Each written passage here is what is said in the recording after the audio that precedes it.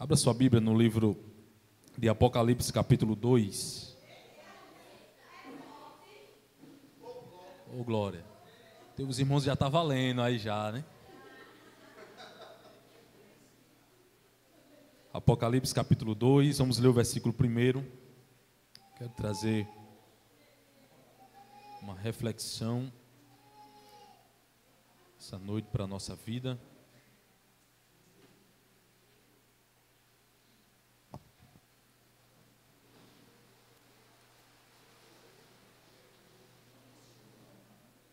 Quem achou, diga amém.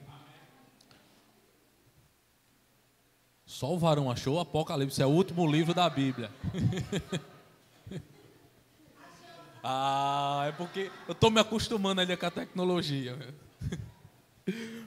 Apocalipse capítulo 2, versículo 1. Escreve ao anjo da igreja em Éfeso: assim diz aquele que tem as 7 estrelas na mão direita e anda no meio dos 7 candelabros de ouro. Conheço tuas obras, teu trabalho, tua perseverança. Sei que não suporta os maus e que puseste à prova os que se dizem apóstolos, mas não são. E descobriste que são mentirosos. Tens perseverado e sofrestes por causa do meu nome e não desanimaste. Tenho contra ti o fato de que deixaste o teu primeiro amor. Lembra-te, pois, de onde caíste, arrepende-te e volta às obras que praticavas no princípio. Se não te arrependeres, logo virei contra ti e tirarei o teu candelabro do seu lugar. Mas tenha a teu favor que odeias as obras dos nicolaítas, as quais eu também odeio. Quem tem ouvidos, ouça o que o Espírito diz às igrejas. Ao que vencer, eu lhe darei comer da árvore da vida, que está num paraíso de Deus. Diga amém. Glória a Deus. Estive desde ontem refletindo um pouco sobre esses versículos que nós lemos. É uma passagem muito conhecida, muito pregada também. Com certeza você já ouviu algo sobre estes versículos. A carta à igreja de Éfeso, ela é direcionada diretamente para o pastor dela. Quando a Bíblia diz escreve ao anjo da igreja, a Bíblia está se referindo ao pastor dela. Então a primeira pessoa que vai receber os elogios e a repreensão é o pastor da igreja de Éfeso. E nós percebemos que na carta o Senhor Jesus diz para a igreja: eu conheço as tuas obras, eu sei o teu trabalho. Em uns 3 versículos Jesus vem elogiando essa igreja. E em toda a Ásia Menor não havia igreja mais ortodoxa que a igreja de Éfeso. Era uma igreja dinâmica, era uma igreja que tinha um preparo teológico sólido, forte. Tinha um preparo tão sólido que o próprio pastor da igreja colocava à prova a sabedoria teológica dos irmãos que se diziam apóstolos. E fazendo isso, a Bíblia diz que eles achavam eles como mentirosos. Eles diziam que eram apóstolos, o pastor dizia: eu quero saber se você é, senta aqui, você vai ser sabatinado. E na sabatina o pastor: não é apóstolo não, viu? Você é mentiroso. Aí a Bíblia diz também que era uma igreja apologética, que tinha um testemunho incrível, e esse testemunho é o próprio Jesus que fala sobre ela. Jesus diz: eu conheço as tuas obras, sei do teu trabalho, da tua perseverança, sei que não suporta os maus, versículo 2, puseste à prova os que se dizem apóstolo, mas não são, e descobriste que é mentiroso. Jesus está dizendo: todo o trabalho de vocês eu conheço tudo. Vocês são nota 10. Pense numa igreja incansável, era a igreja de Éfeso. Todos os dias estava ativa no trabalho. Éfeso era uma igreja de referência em toda a região da Ásia Menor.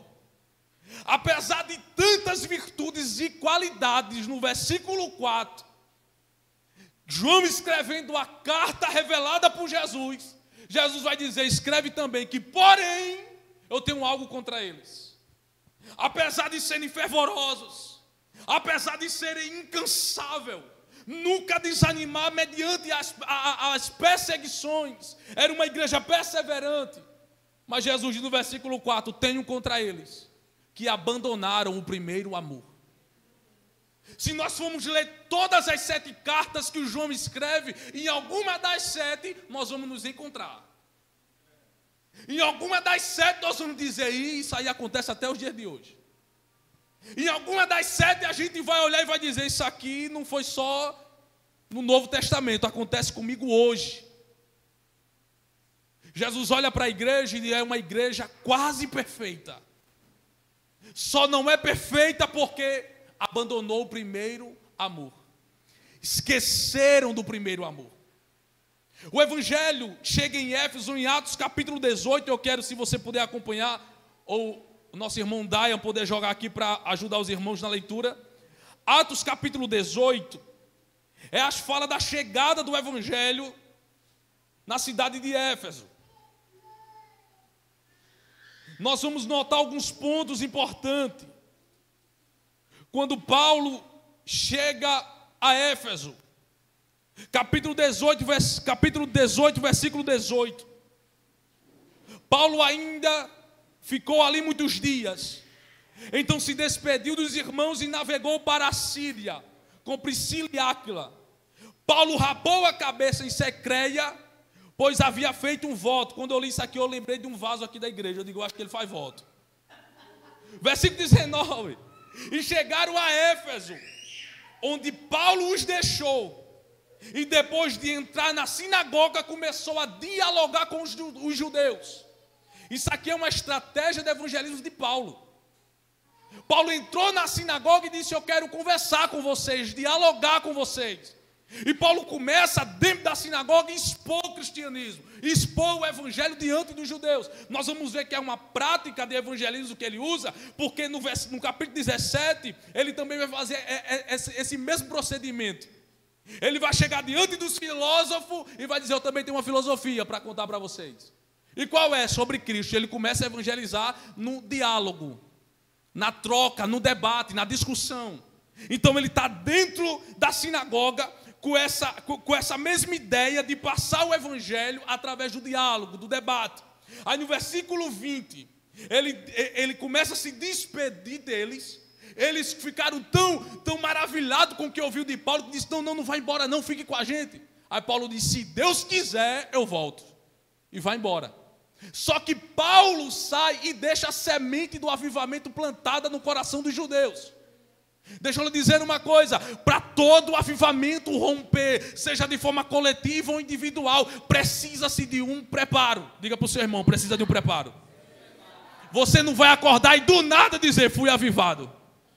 Não, precisa-se de um preparo. Você não vem para o culto e por causa do louvor você diz, fui avivado. Não, é um processo. E Paulo está fazendo isso em Éfeso. Paulo chega em Éfeso, vai para a sinagoga e prega o evangelho, lança semente no coração dos judeus e diz, vou embora. O coração deles ficaram ardendo, ele disse, não fica, fala mais conosco. Ele disse, não, se Deus quiser eu volto. Ele vai embora, só que precisa de alguém para regar a semente. E a Bíblia vai dizer que ele deixa Priscila e Áquila, que viajou com ele na sua segunda viagem missionária. Priscila e Áquila fica e frequentando a sinagoga. Quando no capítulo 18 e o versículo 24, Apolo chega em Éfeso e vai para a sinagoga pregar. Quando Apolo está pregando, Priscila e Áquila enxergam Apolo e dizem, que camarada extraordinário. Conhecimento incrível. Apolo, a Bíblia vai dizer que o homem era eloquente, com grande conhecimento das Escrituras, mas ele só conhecia até o batismo de João. Priscila olhou e disse, o cara é top, prega demais, é igual o pastor Antônio. Aí Priscila e Áquila dizem, mas está faltando alguma coisa, está incompleto o discurso dele. Ela chega, Priscila e Áquila chega para Apolo e diz, vamos para o discipulado? Vamos sentar e conversar. E na conversa, no discipulado de Priscila, Áquila e Apolo, eles agregam mais conhecimento à ministração de Apolo. Só que quando termina o discipulado, o Apolo está tão incendiado que ele não quer ficar aqui não, hein? Que vai para onde? Vou para Acaia. Desce para Acaia. Vai pregar em Acaia, vai para Corinto. Quando ele está em Corinto, Paulo volta para Éfeso. Quando Paulo chega em Éfeso, a Bíblia diz que ele encontrou alguns discípulos que também só conheciam até João Batista. Quando Paulo diz, vocês conhecem o Espírito Santo? E a gente nem sabe que existe ele. Pois eu vou explicar para vocês. E ele começa a partir de João, até após a morte, até Atos 2, a descida do Espírito Santo. E eles creram, e pela imposição de mão do apóstolo Paulo, eles foram batizados, falaram em línguas e começaram a profetizar. Agora perceba que houve um preparo para que o Espírito Santo viesse sobre os discípulos que já estavam em Éfeso. Paulo joga a semente e diz para Priscila e Áquila, fiquem aí, reguem a semente. Apolo aparece com grande conhecimento. Priscila e Áquila pega Apolo e diz, a gente vai lhe ensinar mais coisas, agregar no seu ministério. Olhe para o seu irmão e diga para ele, ei, o que vem de você tem que agregar no meu ministério. O que vem de você tem que agregar no meu ministério, no meu conhecimento, no meu crescimento. Ô irmãos, como eu queria que antigamente tivesse pessoas do meu lado dizendo, vai fazer seminário. Esse dia a irmã mandou para mim uma mensagem e disse, olha, isso aqui é top para tu fazer. Vou olhar, seminário de teologia. Digo, eu estou concluindo um, quando terminar um, eu já vou para outro. Entenda uma coisa, escolha as pessoas certas para estar do seu lado, para agregar na sua vida, para agregar na sua chamada, para agregar no seu ministério. Priscila e Áquila agregaram no ministério de Apolo e ele expandiu, saiu de Éfeso, foi pregar em Corinto, foi pregar em Acaia, com mais conhecimento do que ele já tinha. Aí a Bíblia diz, no versículo 25, capítulo 18, 28, capítulo 18, versículo 28, pois com grande poder refutava publicamente os judeus, demonstrando pelas escrituras que Jesus era o Cristo. Isso aqui é Apolo. Depois do discipulado com Priscila e Áquila, ele saiu incendiado de Éfeso. E com mais poder pregava e anunciava que Jesus era o Cristo para os judeus. No capítulo 19, enquanto Apolo está em Corinto, Paulo atravessa as regiões e chega em Éfeso. Quando ele chega, ele vai encontrar os discípulos, vai falar com os discípulos, e a partir daqui, Éfeso vai começar a viver um grande avivamento. O avivamento foi tão poderoso na cidade de Éfeso, que a Bíblia diz que os que faziam artes mágicas pegaram os seus livros de magia, levavam para Paulo e diziam, vamos queimar. Os que trabalhavam com magia negra estavam voltando para Paulo dizendo, eu quero aceitar esse Jesus aí que você está falando e quero quebrar todo o meu conhecimento que eu tenho nessa área aqui. Perceba que o genuíno avivamento inicia pela palavra pregada. Paulo entrou na sinagoga e jogou a semente. A semente foi regada. Apolo chegou, Priscila e Áquila incendiaram a vida de Apolo. Depois Paulo volta, mas o mover do Espírito já está acontecendo lá por causa da primeira palavra que Paulo pregou. Deixa eu lhe dizer uma coisa, avivamento é uma construção. E todo avivamento que não tem a sua base firmada na palavra não passa de movimento. Se após o avivamento que nós estamos buscando, querendo, almejando, se isso acontecer entre nós, e se a chama da leitura da palavra não arder no seu coração, se o amor pela Bíblia não arder no seu coração, você só foi mais um emocionado em um culto. Você tem que sair do culto dizendo, meu Deus, eu quero chegar em casa para ler a Bíblia, mas o culto acabou, mas eu vou continuar ele em casa. Paz, meus irmãos. Aqui não tem. Só lá de onde eu vim que tem. Tem crentes que só pegam na Bíblia, na igreja. Não faz leitura, não faz devocional. E se diz avivado. A primeira coisa que o avivamento vai causar na nossa vida é o amor pela palavra. Se isso ainda não aconteceu na sua vida, deixa eu lhe dizer uma coisa, você está emocionado, meu irmão. Josué, mas o avivamento não é o falar em línguas, é não. José, se o avivamento não é pular, não, isso faz parte do avivamento. Mas o avivamento que a igreja precisa é voltar para a palavra, é viver o que está escrito.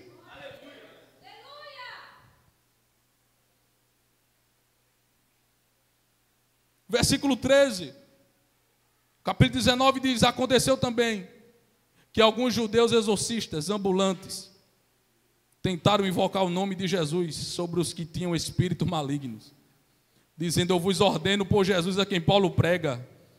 E os que fizeram isso eram os 7 filhos do judeu chamado Cefa, um dos principais sacerdotes. Todavia, o espírito maligno respondeu: conheço Jesus, sei quem é Paulo, mas vós quem sois? Então o homem que estava com o espírito maligno saltando sobre ele os subjugou e os espancou, de modo que, nu e ferido, fugiram daquela casa. Diga para o seu irmão: ninguém pode copiar um avivamento. Se você não voltar para a palavra, amar a palavra, você não vai viver o que os apóstolos viviam, e muito menos viver o que alguns ainda vivem até hoje, na chama do evangelho. Olhe para o seu irmão e diga: precisamos ser incendiados. Diga para o seu irmão.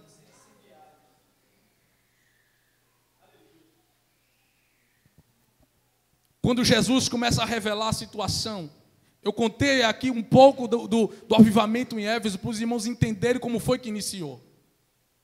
Porque esse povo era tão ativo na obra, por causa desse avivamento aqui. Porque rompeu um grande avivamento através da palavra pregada. A Bíblia diz que Paulo fazia milagres extraordinários. As pessoas tocavam em Paulo com lenço e diziam: leva lá para o coxo, leva lá para o leproso, leva lá para o doente, e eles eram curados. Se isso acontecer hoje, meus irmãos, nós somos o primeiro a dizer heresia. Nós somos o primeiro a dizer: não, isso aí está fora. Já imaginou? Pegar um lenço, passar na careca do irmão assim e dizer: leva lá, vai ser curado.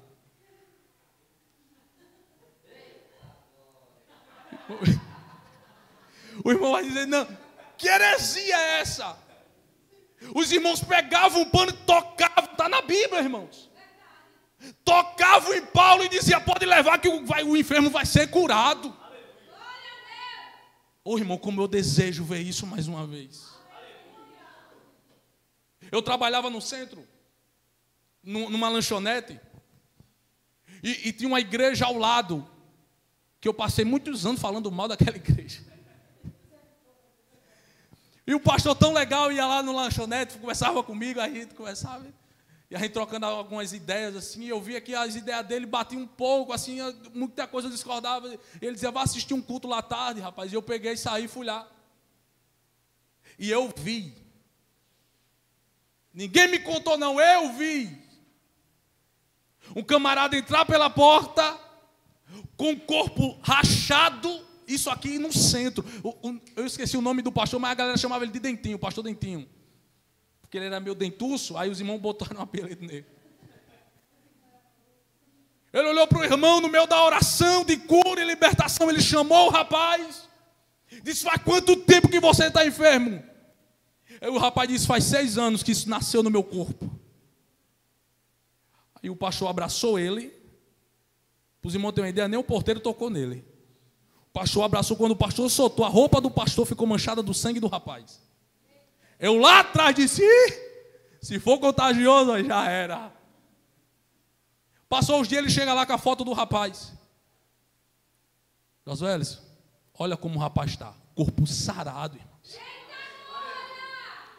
Quando eu vi aquilo, eu digo: eu quero isso aí.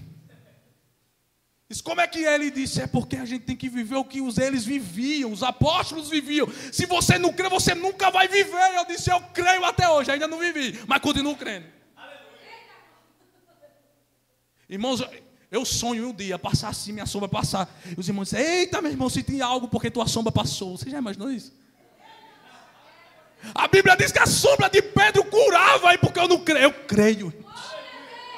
Quando o avivamento romper sobre nós, romper sobre a IBTA, nós vamos ter homens e mulheres incendiados, cheios do poder de Deus.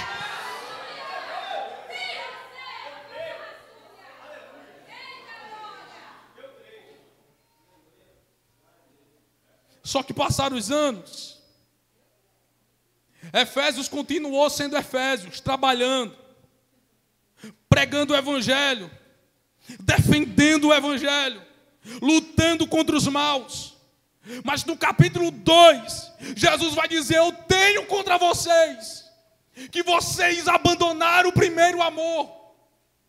E o primeiro amor aqui, irmão, não tem nada a ver com emoção. Jesus está dizendo para eles: eu conheço a obra de vocês, se são boas.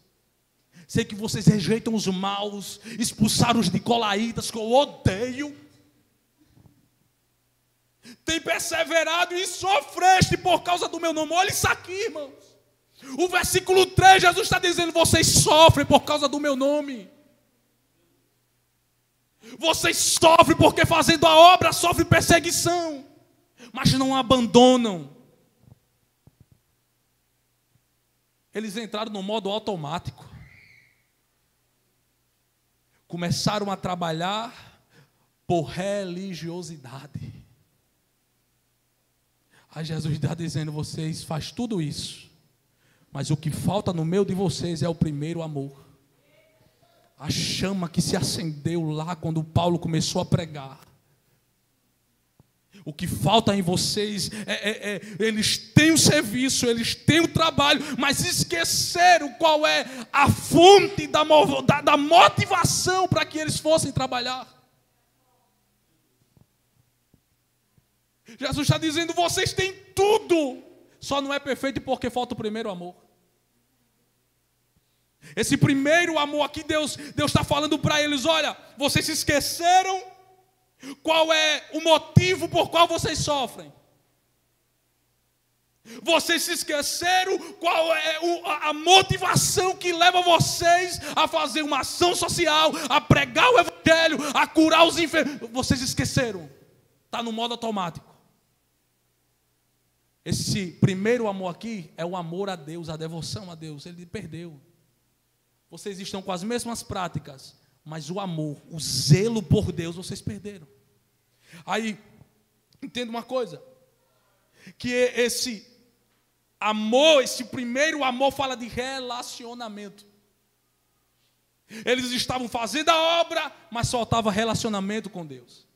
Eles estavam pregando, mas faltava relacionamento com Deus. Eles estavam louvando, mas faltava relacionamento com Deus.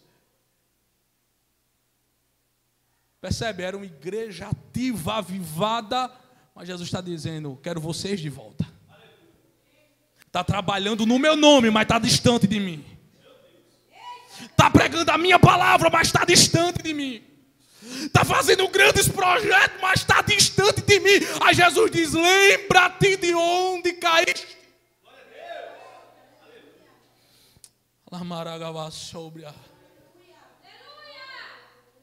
Aí Jesus diz: arrependa-te.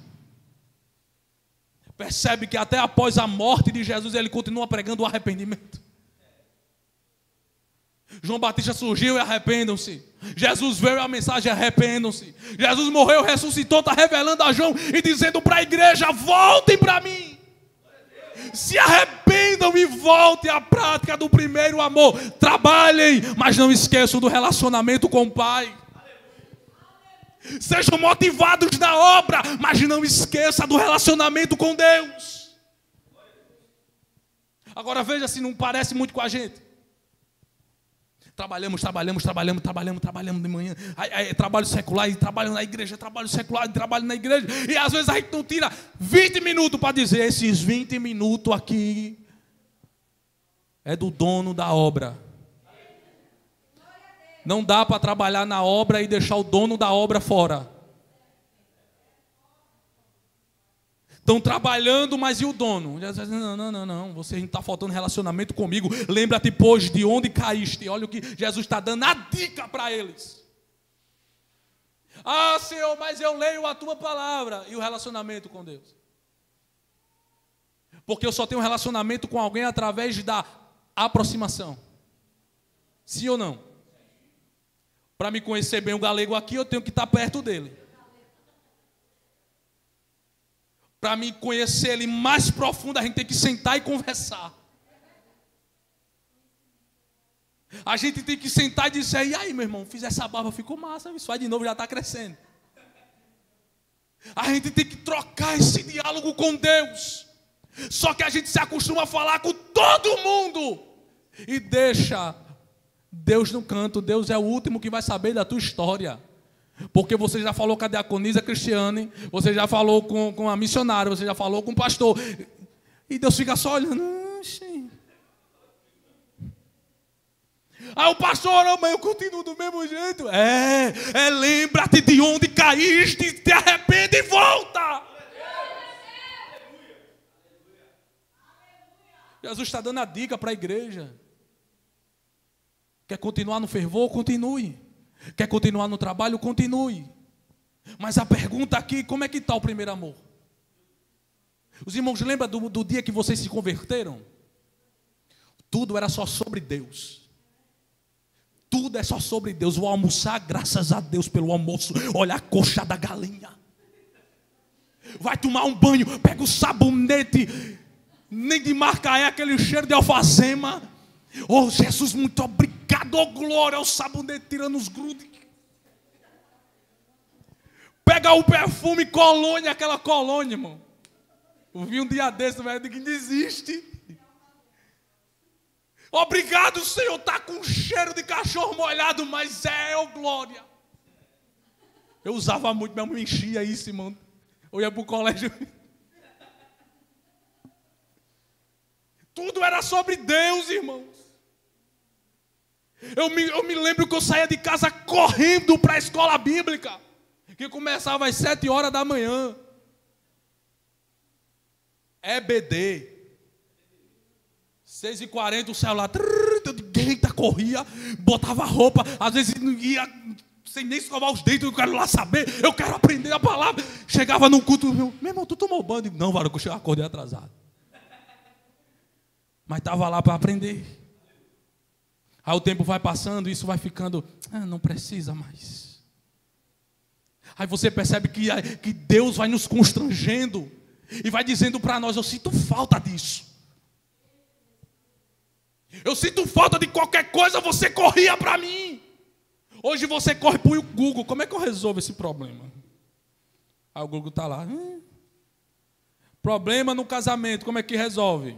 Aí o Google está lá dando um conselho para casais. Pode botar. Google, ok, Google, como é que eu faço para manter meu casamento em forma? Aí o Google está lá. Segundo a pesquisa. Aí Deus fica aqui em cima. Antigamente, no primeiro amor, era tudo, corria para Deus.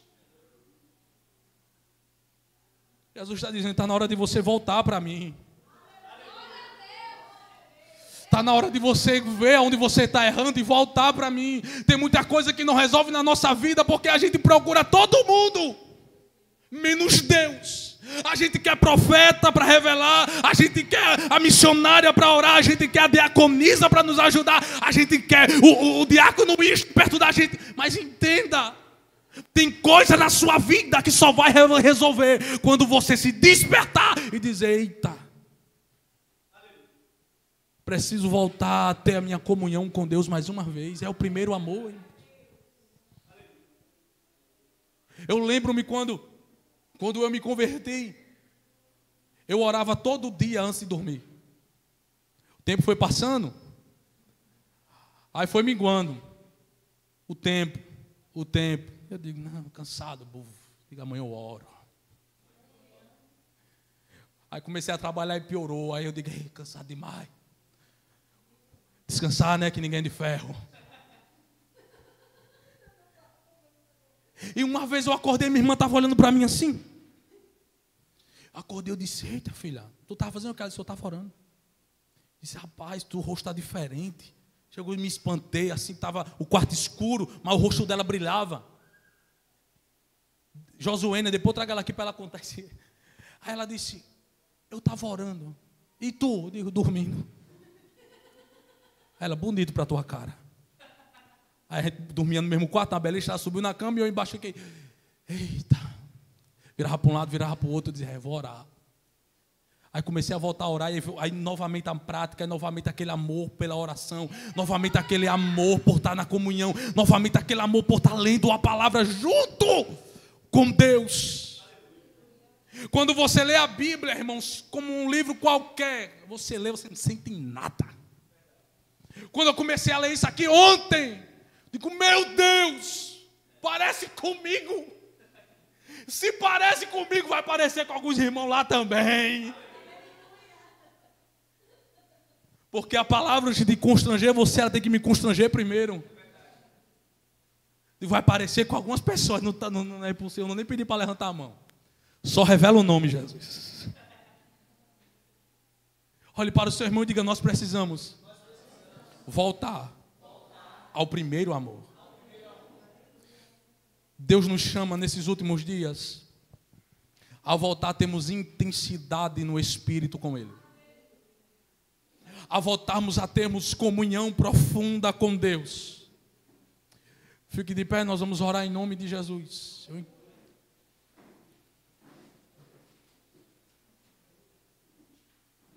Josué, sua palavra falou comigo, graças a Deus por isso.